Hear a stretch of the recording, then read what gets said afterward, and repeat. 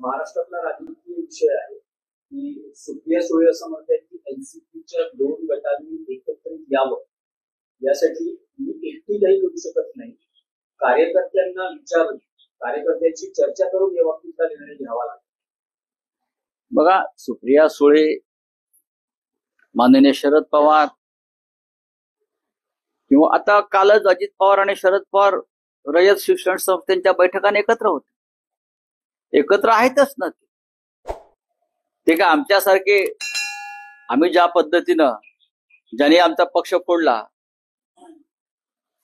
ज्याने आमचं सरकार पाडलं, ज्याने सत्तेचा आणि पैशाचा गैरवापर करून महाराष्ट्राच्या पाठीत खंजीर खुपसला, त्यांच्याशी आम्ही हात मिळवणी करणार नाही. आमची एक स्वाभिमानी भूमिका आहे.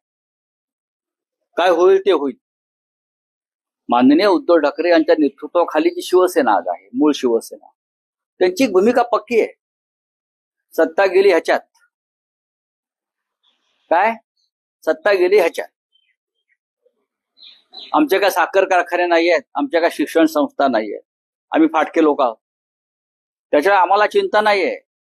जे काय आमचं घ्यायचं ते ईडीने घेऊन टाकलेलं आहे. आम्ही परखडपणे उभे आहोत, भक्कमपणे उभे आहोत या प्रवृत्ती विरुद्ध लढण्यात. आज भारतीय जनता पक्षानं एकनाथ शिंदे आणि अजित पवार उभे केले 2, उद्या अजून 50 उभे करतील या महाराष्ट्रात आणि महाराष्ट्राची वाताहत करतील. सीबीआय, ईडी, धमक्या या माध्यमातून राजकारण भारतीय जनता पक्ष जे करताय त्यांना जर मोकाट रान द्यायचं नसेल तर अशा प्रवृत्तींना परत जवळ करू नये या मताचे आम्ही आहोत. आम्हालाही संधी आहे ना. जे आम्हाला सोडून गेले त्यांचे आमचे जवळचे संबंध आहेत, घरोब्याचे संबंध होते. पण आम्ही म्हटलं त्या प्रवृत्तीकडे ढुंकून पाहायचं. आम्ही लोकांना काय तोंड दाखवणार. आम्ही लढतो आहोत. आम्ही लढणारे लोक आहोत. आम्ही तडजोड करणारे लोक. आम्ही तडजोडवादी नाही.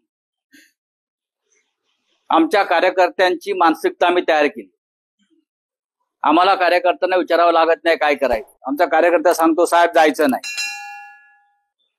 प्राण जाय पर वचन न जाय. आमच्या कार्यकर्त्यांची भूमिका. पण काही पक्ष असे असतात जे अधिक लिबरल असतात किंवा जे कार्यकर्ते वगैरे वगैरे असं सांगून त्यांचे निर्णय घेत असतात. पण तो त्यांचा प्रश्न आहे. खरं म्हणजे आता पुढल्या 17 तारखेला येणाऱ्या माननीय शरद पवार आणि माननीय उद्धव साहेब आम्ही एकत्र आहोत सगळे एका कार्यक्रमात, माझ्या पुस्तकाच्या कार्यक्रमात.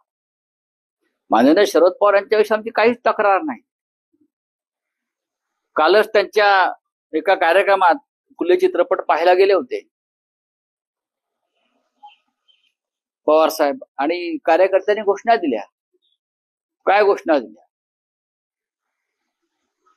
फुले आंबेडकरांचे खरे वारसदार शरद पवार. शरद पवार बरोबर ना.